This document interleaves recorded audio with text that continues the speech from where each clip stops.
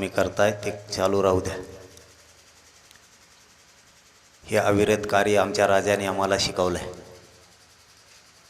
हे कितीही काही झालं, समाजाचं आणि धर्माचं कार्य कायम रक्षणाचं आम्ही करणार आहे.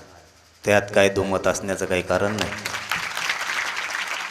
पण मात्र एक खंत आहे त्या शब्दाबरोबर, ती मला नाविलाजानं तुम्ही बोललात म्हणून बोलावी लागणार आहे.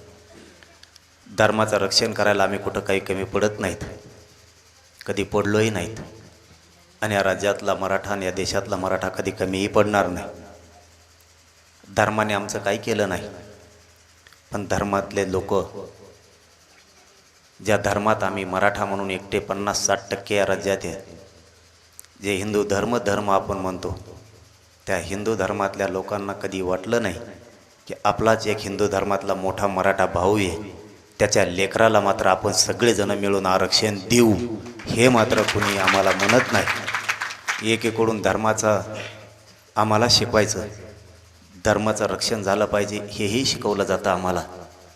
परंतु ज्या धर्मातला एक भाऊ आहे, बाकीचे हिंदू कधीच म्हणत नाहीत की हा पण मराठा हिंदूचे, हा पण सुधारला पाहिजे, याचेही पोरं मोठे झाले पाहिजेत, यालाही आरक्षण मिळालं पाहिजे, याला आरक्षण देण्यापासून आम्ही रोखणार नाही, एकही म्हणत नाही.